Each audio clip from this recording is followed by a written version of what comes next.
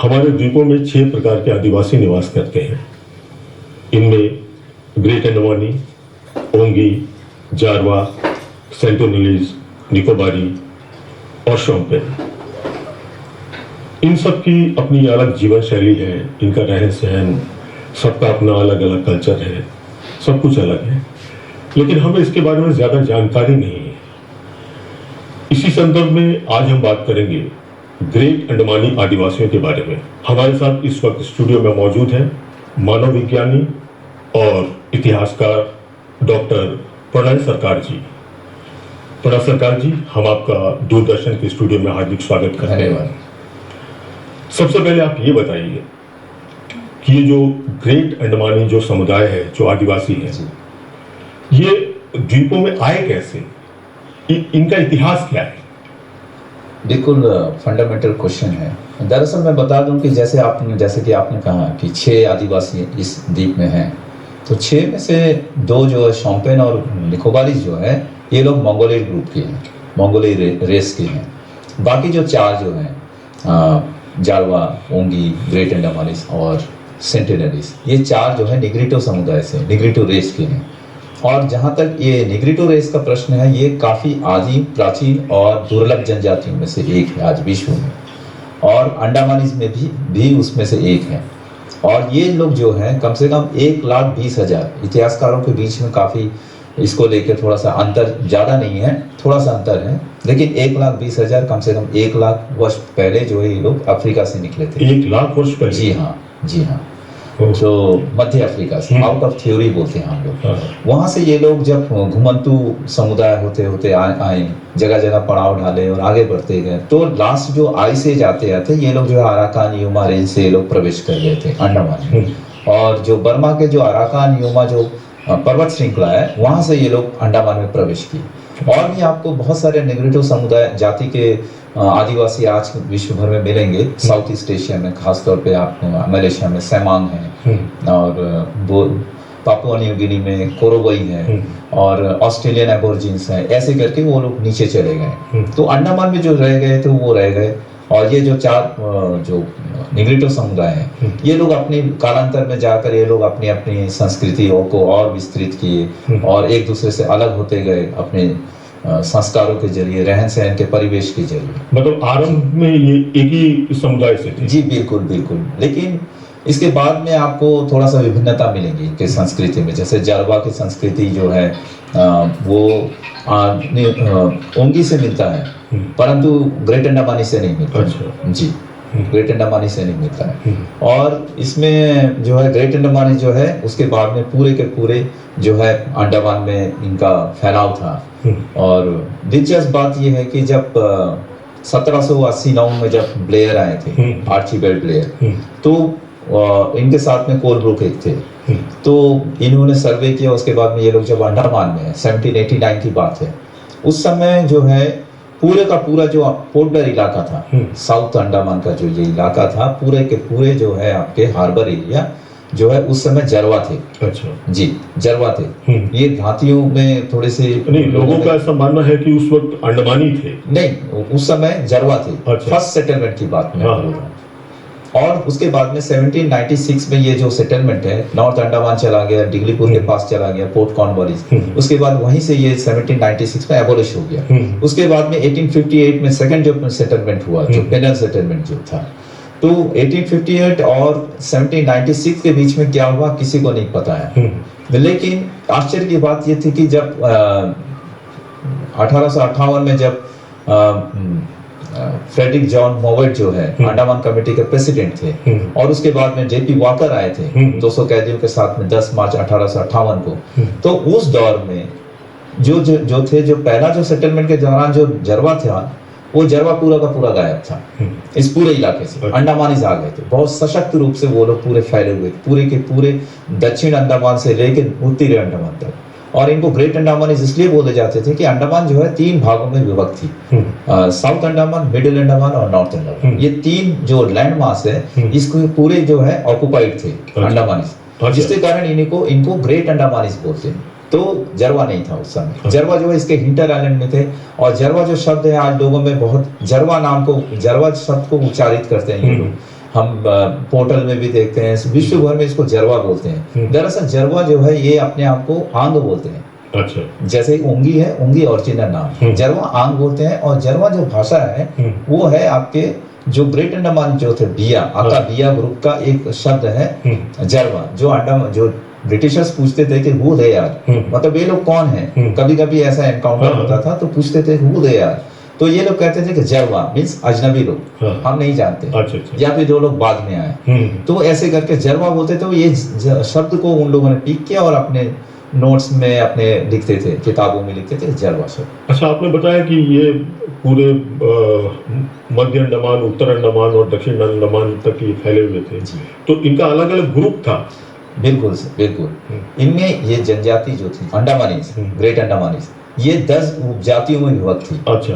आप नॉर्थ अंडमान में था, सबसे बिल्कुल नॉर्थ में जो था आका कारी थे, कारी वो, उसके बाद में केदे थे, नीचे आते गए, उसके बाद में जेरू आया, पुचीवार आया, पुचिगवार, जुवई थे, बाले थे, बलावा थे, इस तरह करके 10 उपजातियां थी। और जो पोर्ट ब्लेयर का जो हार्बर एरिया था, ये पूरे के पूरे हार्बर एरिया में आकाबिया था। अच्छा। इसीलिए आकाबिया का ही शब्द है जरवा। जी, आकाबिया का। और सबसे दिलचस्प बात ये थे कि ये जो उपजातियां हैं ये लोग टेरिटोरियल बैंड बोलते थे। अच्छा। और एक जगह से दूसरे जगह जाने के लिए उस जगह के जो हेड मुखिया होता था उनसे इनको परमिशन लेना पड़ता था। अच्छा। और इस तरह टेरिटोरियल बैंड बोले जाते थे जो ऐसे हैं। ब्रिटिश जब आए द्वीपों में तो उस दौरान इनका कुछ विस्तार हुआ? जी बिल्कुल, उनका विस्तार वैसे ही था जैसे मैंने कहा कि जब ब्रिटिशर्स आए थे तो जो है आपको जरवा गायब हो गया। जरवा मतलब इंटरलैंड में चला गया, ऐसे गायब नहीं हुआ, वो पृष्ठभूमि में चले गए और अंडमानीज काफी सशक्त रूप से उभर कर आ गए थे। अच्छा। जो क्योंकि इन लोगों ने नोट किया था। क्योंकि उसी पीरियड में एक चीज दिखाई देता है कि बैटल ऑफ अबरडीन, जी, उसी दौरान जब ब्रिटिश शुरू आए थे तो उसी दौरान ये हुआ था, जो कि जैसा हमने पढ़ा है कि ये ग्रेट अंडमानीज और ब्रिटिशर्स के बीच में हुआ था। ये क्या था?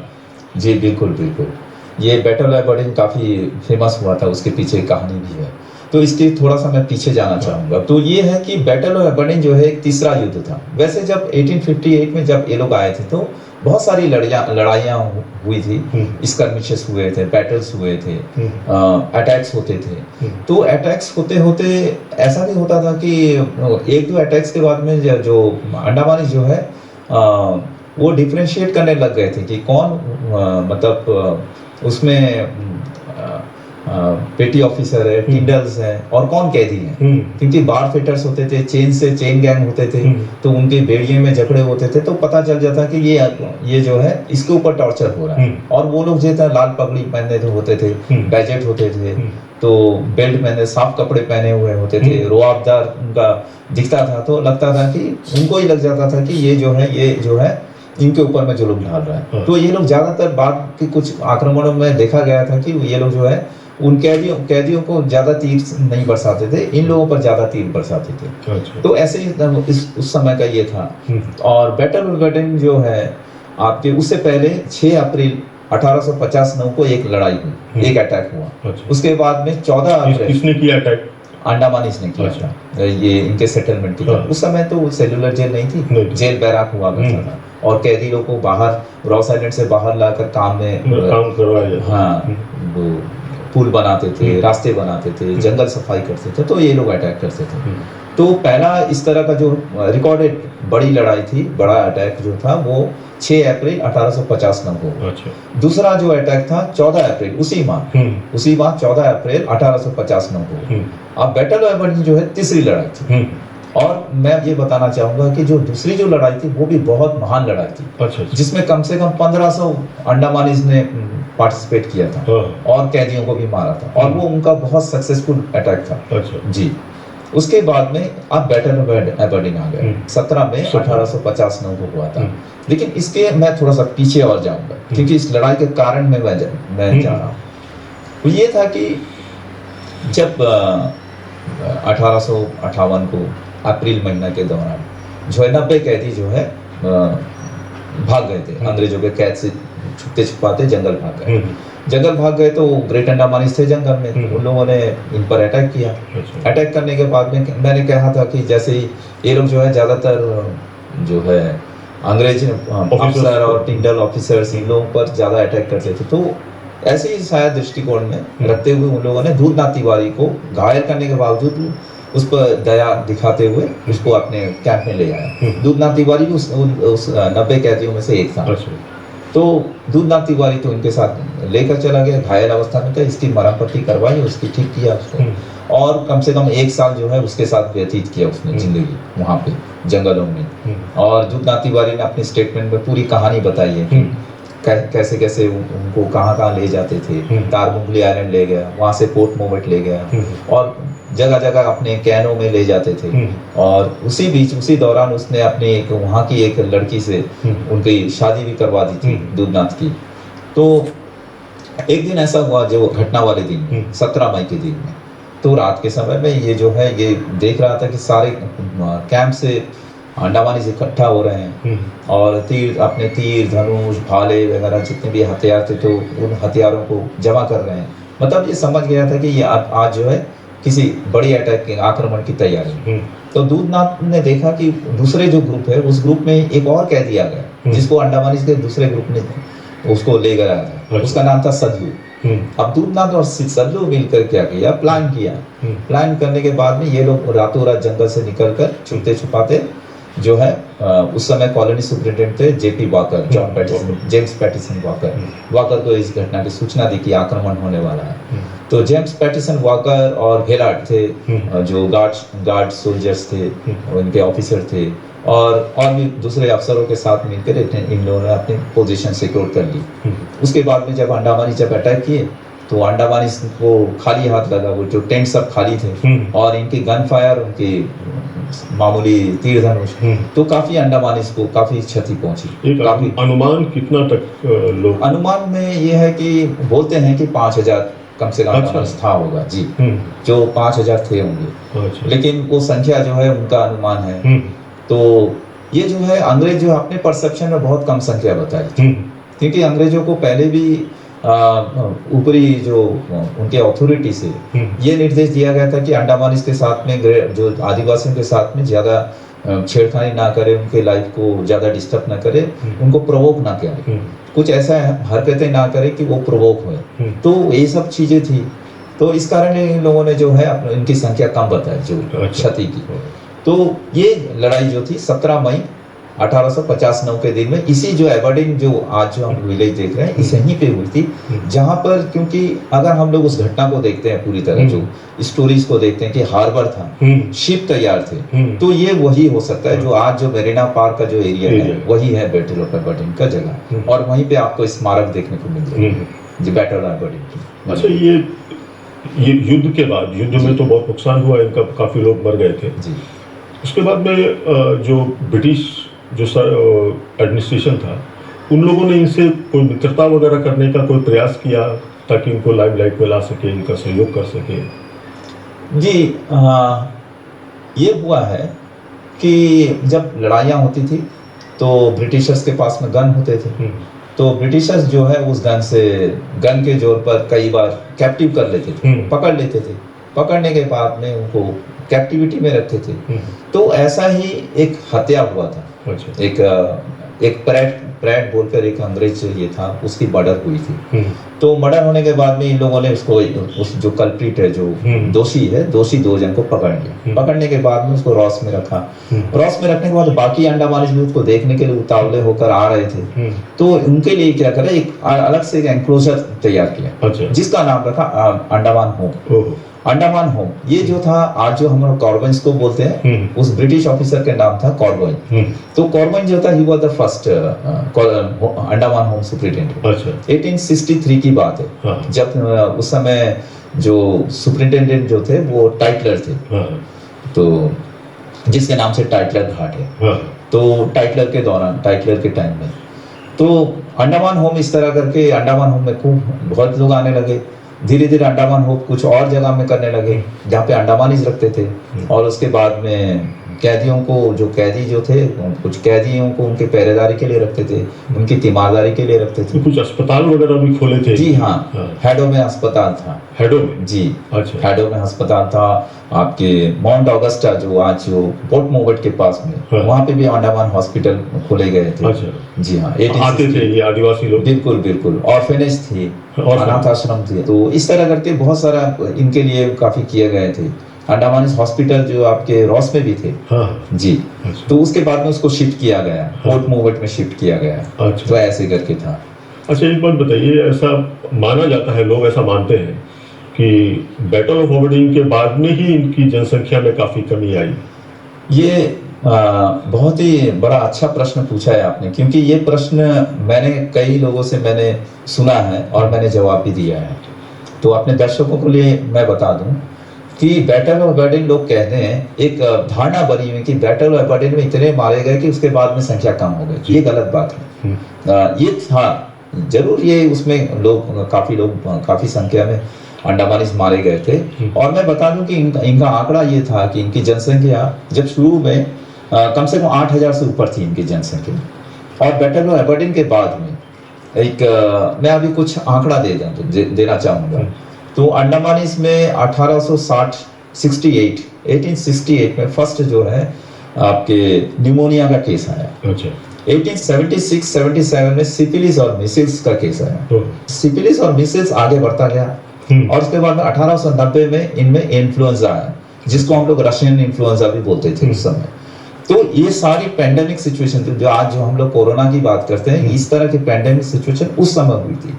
और अंग्रेज जो थे वो एक कैंप से दूसरे कैंप से, वहां पे उनको जो लोग बीमारियों से ग्रसित थे उनको ले आते थे, लेकिन वहां से फिर कुछ ठीक नहीं होते थे, फिर दूसरी जगह जाते थे।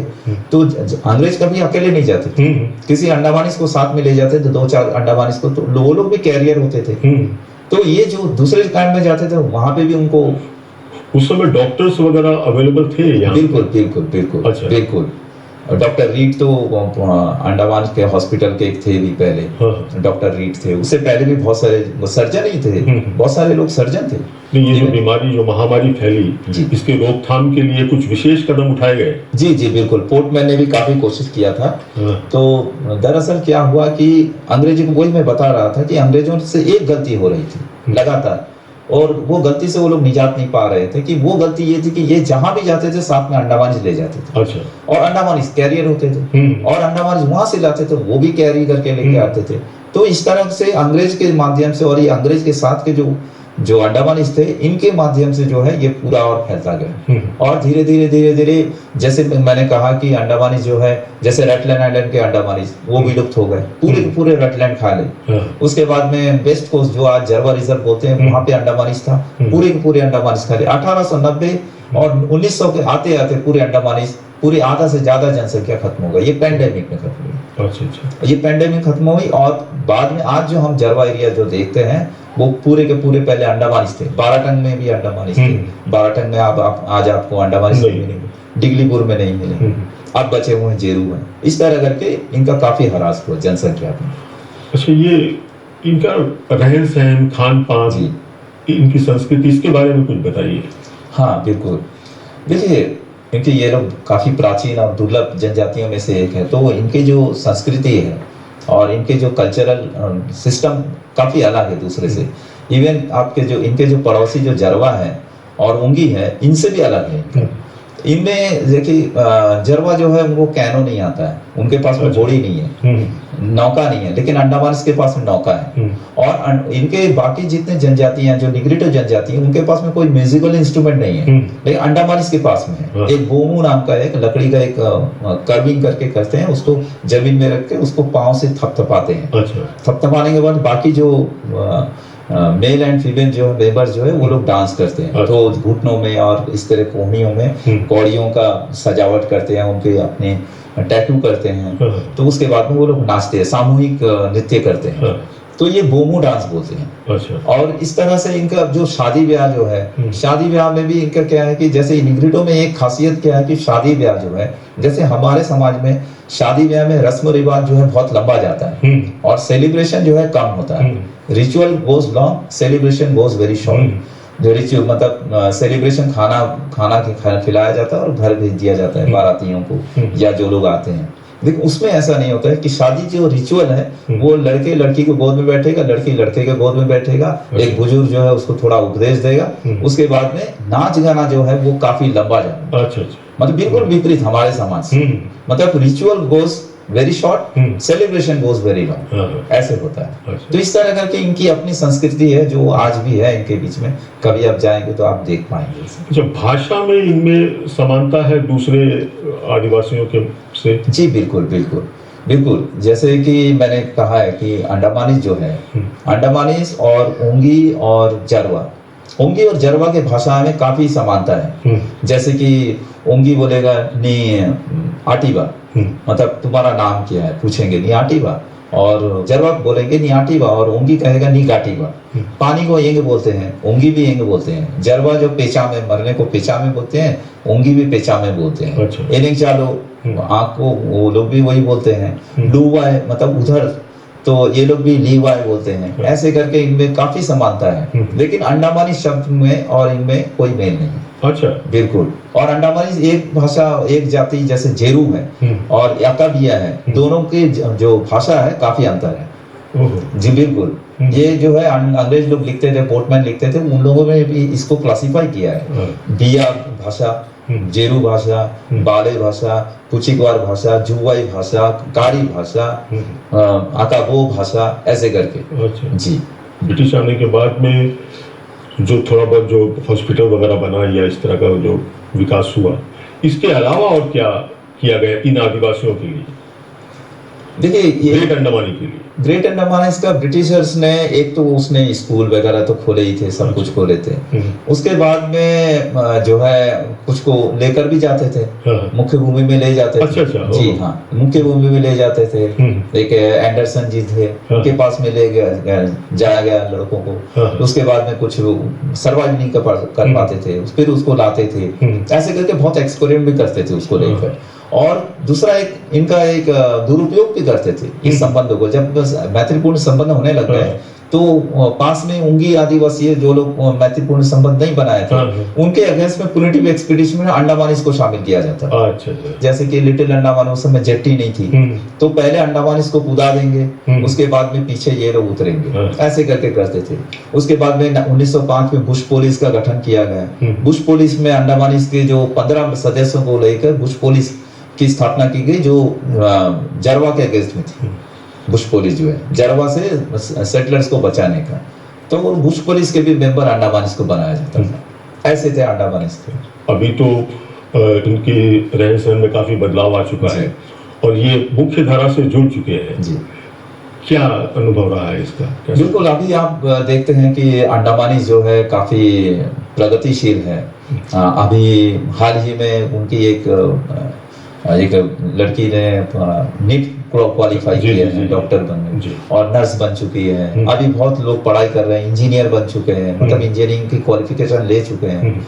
अब नौकरियों में बहुत लोग हैं और शुरू से ही नौकरियों में लोग थे। और नौकरियों के जरिए जब वो लोग पोर्टलैंड में रहते थे तो उनके बच्चे जो है यहाँ के स्कूलों में पढ़ते थे, तो आज काफी बड़े हो गए और पढ़े लिखे हो गए। तो काफी उनकी जो प्रगति को हम लोग आज देख सकते हैं। बिल्कुल एकदम संभव है एकदम। जी। अभी मैंने समाचार पत्रों में पढ़ा था कि आपने कुछ एक खोज किया है। जी। क्या है वो, हमारे दर्शकों को थोड़ा बताइए उसके बारे में। हाँ बिल्कुल, इसको बोलने में मुझे बड़ी प्रसन्नता होती है कि इसके थोड़ा सा मैं पृष्ठभूमि में। ये ग्रेट अंडमानी से संबंधित है? जी हाँ। अच्छा जी हाँ बिल्कुल, प्योरली ये ग्रेट अंडमान की खोज है। अच्छा। और दरअसल 1990 में, क्योंकि आज जो है अंडमान में आप कहीं पे भी जाएंगे आपको बहुत सारे नाम मिलेंगे, सीपी टेकरी, सीपी घाट, ये जो थे अंडमानिस में एक प्रवृत्ति थी कि मैंने कहा कि ये लोग स्थान स्थान पे टेरिटोरियल बैंड्स में रहते थे। और एक टेरिटोरियल बैंड में एक प्रवृत्ति थी कि वो जैसे उनके पुरखे खाकर कोई भी चीज, चिड़िया खाकर उनकी हड्डियां फेंकेंगे, या सीपियों का, ज्यादातर सीपियों का खाकर, सीपीओ जो एडिबल शेल है वो खा के उनको एक ही जगह ढेर करते थे। अच्छा। और वो ढेर करते करते कम से कम 3 metre, 4 metre, 5 metre, 6 metre, 8 metre तक का उनका ढेरी हो जाता था। तो उनमें एक गर्व की बात होती है, जितनी ऊंची ढेरी होगी उतना उनका जो समुदाय है बहुत सशक्त लोग थे, हाँ। और इस टेरिटरी में उनकी ऑथेंटिक ओनरशिप है। अच्छा। तो ये जो चीजें थी उनमें एक प्रवृत्ति थी, एक कंपटीशन था, होड़ सी थी, हाँ। और ये उनके मतलब गौरवशाली इतिहास का एक सूचक था, हाँ। उनके लिए। अच्छा। तो ऐसे करके इसको हम लोग आर्कियोलॉजिकल भाषा में किचन मिडन बोलते हैं, या फिर शेल मिडन बोलते हैं अच्छा। अंग्रेजी में। तो ऐसे शेल मिडन से ही जो लोकल लोग जो थे सीपियां उठाकर चूना बनाते हैं, और ऐसे शेल मिडन मिलते थे सीपी घाट में, सीपी टेकरी, जिसके नाम से इन जगह को नाम पड़ा। तो 1990 में जो है एक फ्रेंच आर्कियोलॉजिस्ट थी जेराइन कूपर, और वो पुणे बेस्ड इंस्टीट्यूट से वो आई थी अंडमान में। उन्होंने छोलदारी के पास में एक एक्सकेवेशन का काम किया। अच्छा। तो जो किचन मिडन मिला, जो शेल मिडन, जो सीपीयू का ढेर, उसकी कार्बन डेटिंग से उसको उनको पता चला कि ये कम से कम 2000 साल पुराना है। और मैंने जो कहा कि पिछले माह जुलाई के 7 तारीख को मैंने एक और किचन मिडन की खोज की थी, मैंने खुद। दरअसल क्या हुआ, एक लोकल स्थानीय इंसान था, वो एक केकड़ा मारने जाता था जंगल में। कहाँ, किस क्षेत्र में? ये मैं बता रहा हूँ।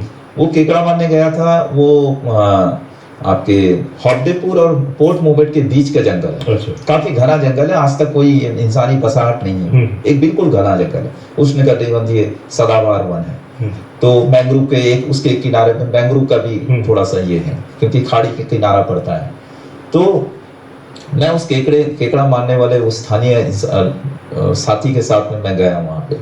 तो अपने पूरे कैमरास वगैरह लेकर, तो काफी दो घंटा चलना पड़ा। तो वो पोर्ट मोबेट का जो भौगोलिक स्थिति है, जो मैंने जीपीएस निकाला, और मैंने उसकी जो नैरेटिव्स देखी, क्योंकि मैंने दूधनाथ ने अपने कमेंट्स में लिखा था, जो स्टेटमेंट जो वाकर को दिया था आने के बाद, कि वो जो है उसको सबसे पहले अंडमानी जो है तारमुंगली ले गए थे। हाँ। उसके बाद में वो पोर्ट मोबेट कई बार वो आया है अंडमानीज के साथ में। उसके बाद में मैं टाइटलर का इतिहास पढ़ता हूँ, तो टाइटलर जो है उसी के पास में ही माउंट ऑगस्टा है। हाँ। जो पोर्ट मोबेट के पास में माउंट ऑगस्टा में ही अंडमानीज हॉस्पिटल ये सब खुले हुए थे, अंडमानीज होम थे। और अंडमानीज होम में अंडमानीज को लाया जाता था, लेकिन वो लोग होम में रहना पसंद नहीं करते, फिर पास चले जाते थे। तो पास का इतना बड़ा जो ढेर था, जो मैंने देखा है, वो करीबन 5 मीटर हाइट का मैंने देखा है। अच्छा। और उसके ऊपर में कुछ चूने वालों ने, शिकारियों ने बहुत पहले होगा चूना ले गया होगा, तो थोड़ा सा शिखर जो है थोड़ा सा छोटा होगा, नहीं तो 6 मीटर तो था वो। तो ऐसे करके मैंने खोजा है उसको। तो उसका कुछ अनुमान लगाया आपने, कितना पुराना हो सकता है? जैसे जेराइन कूपर का है, उसी रीजन से ज्यादा दूर नहीं है, तो 2000 हो सकता है, ये मेरी संभावना है। कार्बन डेटिंग से पता चलेगा। अच्छा जी। अच्छा, ये जो हमारे ग्रेट अंडमानी आदिवासी हैं, इनका भविष्य क्या है? भविष्य में क्या लगता है? भविष्य तो उज्ज्वल ही है। हाँ। भविष्य उज्ज्वल है। जैसे मैंने कहा कि पढ़ाई लिखाई हो रहा है, पढ़ लिख कर अब आगे बढ़ रहे हैं, क्योंकि पहले का जनरेशन और आपके जनरेशन बहुत फर्क है। हाँ। पहले का जनरेशन पढ़ाई लिखाई नहीं था, अब पढ़ाई लिखाई हो रहा है, नौकरियां हो रही है, डॉक्टर बन रहे हैं, इंजीनियर बन रहे हैं। तो हमारे जो मुख्य धारा में ये लोग मिल तो चुके थे, लेकिन अब जो है और सशक्त रूप से मिलने जा रहे हैं हम लोग के साथ में, जन भागीदारी हो रही है। प्रणब जी, आप हमारे बीच आए, हमारे दूरदर्शन के दर्शकों के लिए इतनी महत्वपूर्ण जानकारी दी, इसके लिए आपका बहुत बहुत धन्यवाद। धन्यवाद, थैंक यू।